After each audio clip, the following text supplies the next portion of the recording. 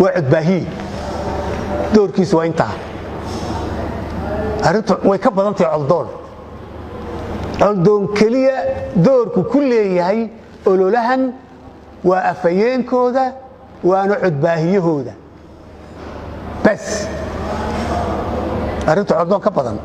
هكون دقمنا والله يصبح يستي سومالي لان دقال كاين لا كوبي سغاشكي والبود كل بقيس ما لقي مناي تاني واتو عصرييسن oo amaska madaxa ka dila halka iftiimaysa halka dhaqdhaqaaqaysa halka Soomaaliland dadka ku xidhaysa halka Soomaaliland yaani muxuu ahaayay wax contribution ku soo kordhin karta maska madaxa laga dila abaarsa ka dila barwaaqo ka dila muxuu ahaayay xarunta dhaqanka ka dila meel wal oo ay sidaahdaan Soomaaliland way ka tamarin kartaa ka dila markaan ay sheegay sanadkii nagadkay aakhirkiisii waxa jiray iskuul young muslim imanka magac kale loo bedelaan u maleynaya ma hubo sida abaarsi barwaaqo kala la kacay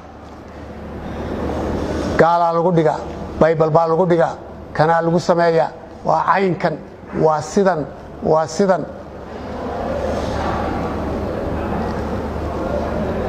ma Mareykan baa jooga young muslim maya ma joogo waxa loo arkay inuu ka mid yahay kuwa isha ay ku hayaan qoladan Somaliland ka soo horjeeda young muslim waxa loo arkay inuu yahay potential school soo saari kara generation Somaliland berito wuxuu tari kara oo ku soo kara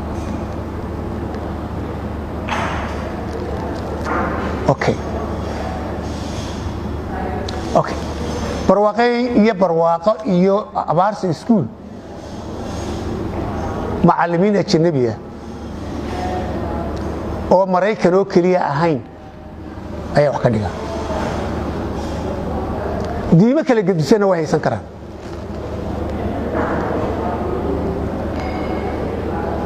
jaamacadaheena ayaa ka dhiga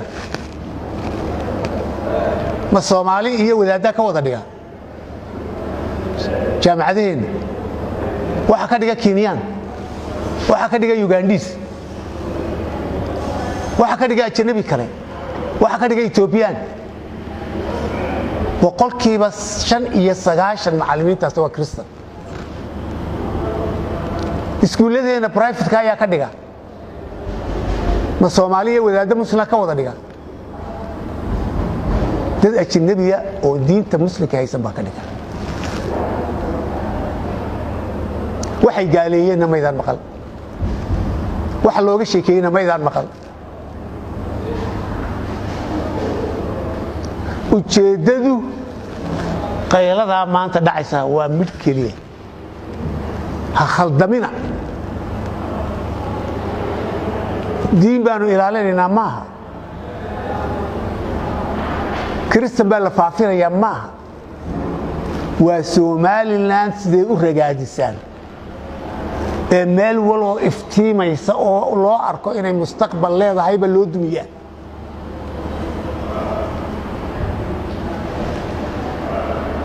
afayeenka kooxahan anti Somaliland coddoon afayeenka u yahay amba ceebdoon amba codbaahiyaha u yahay si cilmiyeysan waxay u dhigeen taytalada coddoon waxay yiraahdeen mar waa samafale marna waa saxafi marna waa sheekh diinta gaarka ah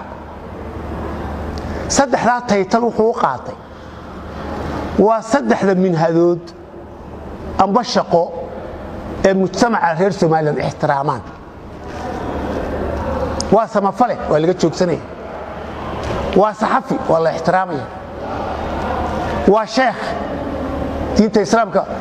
ilaaliya waa laga baydhaya waa kafarab taytaladani waa taytalo mujtamaca Somaliland ixtiraamaan oo ay jecel yihiin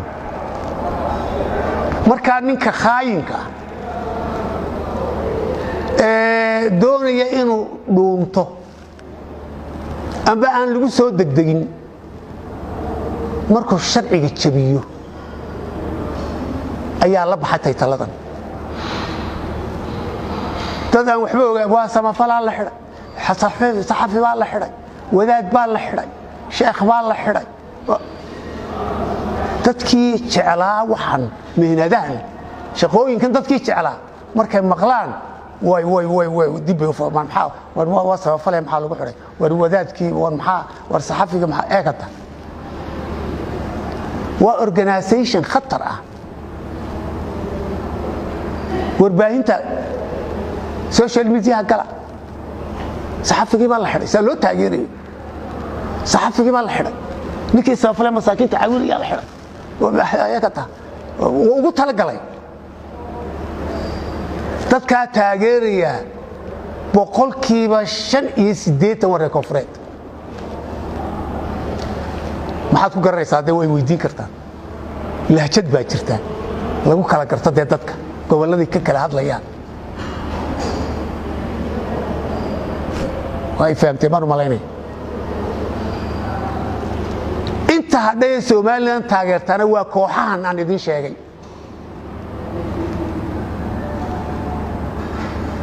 waxay leeyihiin oo u kiraysan qaar badan oo warbaahinta kamid ah oo arrimahan ku taageera oo kiraysan xataa haday la muddo ahayn waxa jira culimo baydgaab ah oo masaajidada ka kaca oo diinta u aqoon yar oo koox diineed ka tirsan dadka kale oo dhan gaalo u haysta ayaa taageera oo baydiyara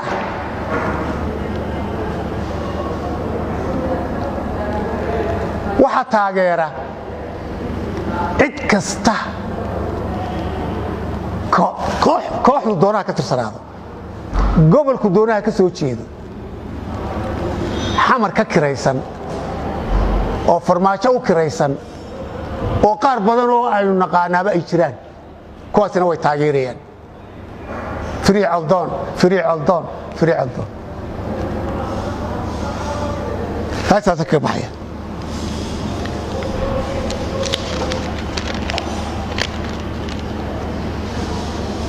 waxaan doonayaa inaan iyar ka sheego waxbarashadii Somaliland marxaladaha ay soo martay waddankan waxa xukumi jiray 60 wixii ka horreeyay dowladda Ingiriiska tacliinta inta inoo maamushay madaxdii waxa ahaayeen Ingiriis gaalay ahaayeen iskuulada waaweyn oo secondary sheekh mid yahay nin Ingiriis ah haystay gaal buu ahaa macallimiinta qaar baa ahaa Ingiriis gaalay ahaayeen miyaa maqasheen arday Soomaaliyeed oo lagu gaaleeyay macallimiinta iyo maamulada Ingiriiska iyo iskuuladeena la gaaleeyay ma maqasheen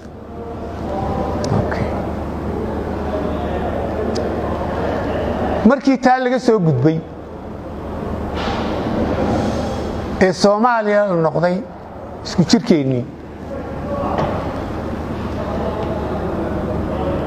oo aniguna ka mid ahaa waxa waddanka macallimiin Mareykan oo loo jiray Peace Corps ina maqasheen baa laga yaabaa dadku macallimiinta u noqdeen ka mid baan ahaa iska daa magaalooyinka waaweyn oo tuulayaasha xataa joogay Peace Corps Bulxaar baa ka mid ahay Aamina dhan cadde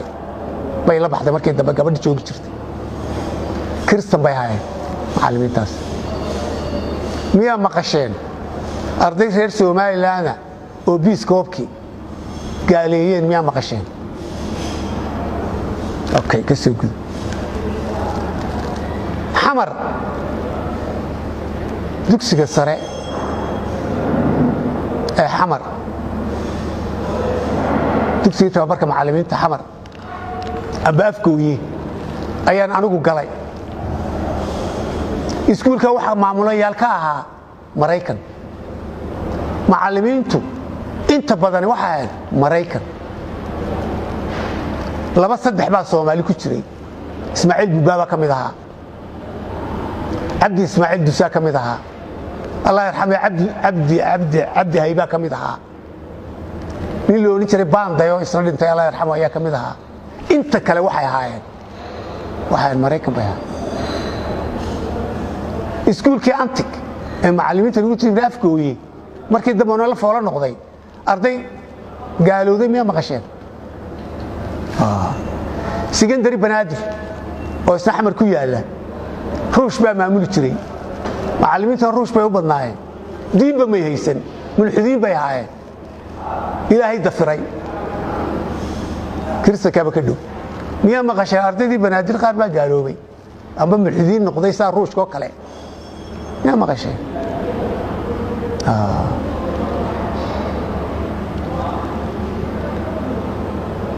waxa kaloo taa dheer ardayda Soomaaliland ee qurbaha joogta oo maanta inaguma dheew tira ahaan amba Yurub ha joogaan amba North America ha joogaan amba Australia ha joogaan soo iskuul laguma daro iskuulada lagu daro si rasmi ah xiisada diinta kiristaanka ku jirta oo ardaygan galay diintu doonaha haysta qasab ku ah inuu dhigto arday baa inta iskuulada galeen arday reer Soomaaliya qurbaha joogta baa gaaloobay ma maqasheen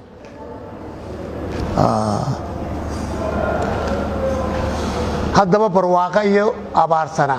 arday lagu gaalaysiiyay ma jirto kuwa idin shoogay ka horeeyay ayaa gaaloobi lahaa haddii gaal macallin noqday أو قاليسين أيها أرتدي في السماء وحن لا هاي أو أنت عم كدرية وأنا نهايستا اسمه أوجي سكندري الشيخ مركي دلك لقى قحو بربوريي اسكول كي لغو فاني جري سكندري الشيخ banaanka aynu fadhino oo kale ayuu noqday hay'ad la yiraahdo SOS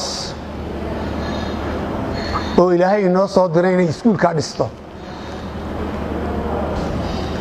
oo keenay fikrad fiican oo awalba iskuulkani sidoo ahaa si aan loo garan inuu duwayba ayaanu dhisayna si aan loo garan inuu iskuulkaasi duway dhagax ba halku yaalay qoribaha halku yaalay albaaba sidoo ahaa ayaanu dhisayna ninkii sheekh arkay amba ardaydii ka baxday hadday imika ku soo noqdaan waxay oranayaan iskuulka iyagii ma dubin waa kii uu wax duway iyo wax la dhisay ma jiraan oo wax Ilaahay loogu mahadnaqo kuwa ka shaqeeyay ee dhisayna waa in loo mahadnaqa isna waa waajib markii la dhisaayay halkan Hargeysana waxay ka bilaabeen SOS meel caruurta agoonta iyo danyarta lagu xanaaneeyo qoladan aldoonbariga muu jiray imku ku biiray kooxdu way jirtay waxay yiraahdeen iskuulkan sheekhe ay dhisayaan gaaladani waxa la isku keenayaa habla iyo inamo waa lagu xareynayaa waxay iska dhalaana xarun baa Hargeysa looga dhisayo halkaas la geynaya waa warshad oo kala dawladda u sawirayaan waa warshad inamiya habli halkan lagu xareynayo iskuulka la dhisayo dabeetana carruurta dhalaana waa la qaaday waxa la geynayaa xarunta Hargeysa laga dhisay ee muxuu ahaayay loogu tala galay in agooma dhagax baa laga daalay iskuulkii wala dhisi kari waay ila dawladdu u gurbatay dalka lagu dhisay maanta ilaa 400 ilaa 500 oo arday baa ka soo baxay dawladda u shaqeeyaan marka hadday dawladdu u shaqeeyaan hay'adaha ay u shaqeeyaan jaamacaday ka shaqeeyaan qaar baa international staff noqday durba yararkii ka soo baxay SOS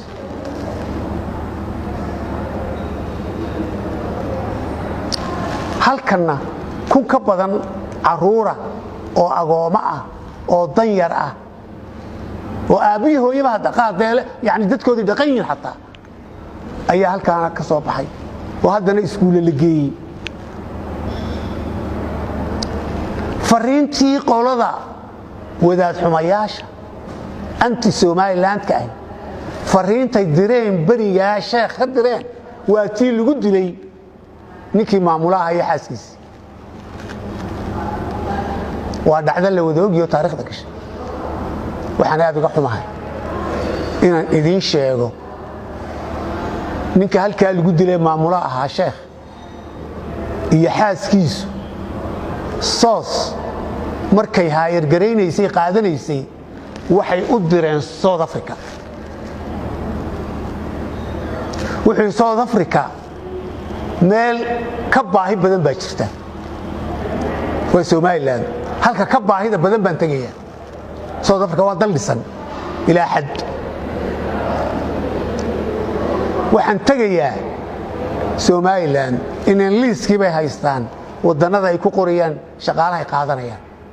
ruuxu tana baahi badan oo aan u tagayaa waa runtii arrin laga murugoodo ninka wadan dhisan oo wax kasta oo bini'aadmigu jecel yahay laga heli karo ka doorbiday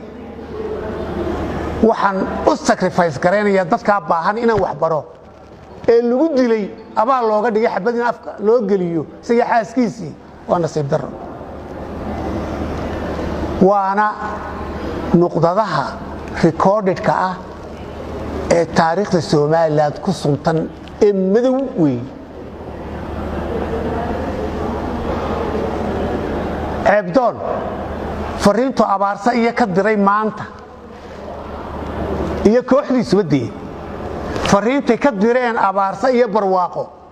miyaanay u eekayn fariintii loo diray maamulihii sheekh iyo xaaskiisa oonay ahayn ku soo hogaamiya oo laaya macallimiinta ajnabiga ee barwaaqo jooga amba abaarsa jooga amba soo booqda xarunta dhaqanka wax badan ka sheegi maayo kuma talagelin laakiin waxaan qabaa waa bridge-ka isku xidhay Hargeysa amba Somaliland iyo caalamka ayaan oran karaano marka soo koobo muhiimadda leedahay xarunta dhaqanka waa library waa meel wax lagu akhristo waa meel dhaqanka lagu promote gareeyo waa meel lagu baro Somaliland ajnabiga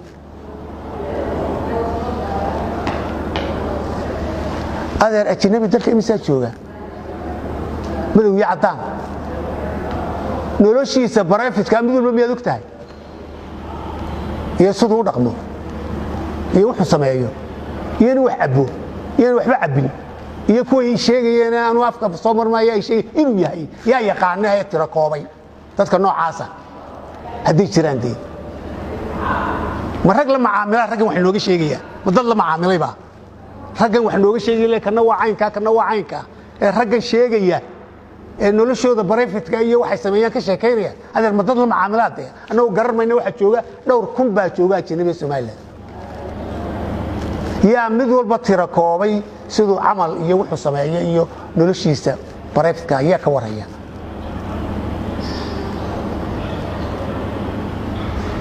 waryaareen Somaliland sidan ku socormayso waana la haystaa ismana oga fariin aad u gaaban waxaan halkan uga gudbinay madaxweynaha Jamhuuriyadda Somaliland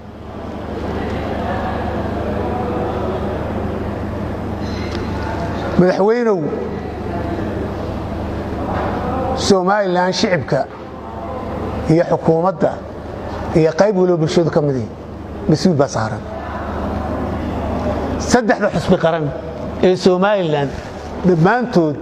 qarannimada Soomaaliya mas'uul baa ka saaran mas'uuliyadda ugu weyn aday ku saaranta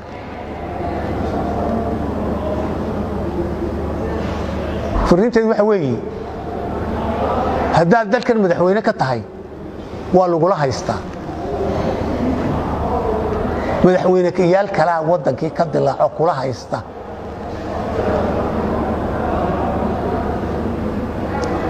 haddaad ogta iyo haddaad ogeynba si dhaqsaa in wax looga qabtay u baahantay somalilan tiyo koonfur shabaab xabad bay doonaysaa inay ku qabsato somalilan tiyo xabadi aanay dhicin ayay qabsanayaan mas-uuliyadda ugu sarraysaana inkastoo inay wada saaran tahay aday ku sii saaran tahay way gaaban tahay intaasaan ku soo koobaya asalaamu calaykum waraxmatullahi wabarakaatu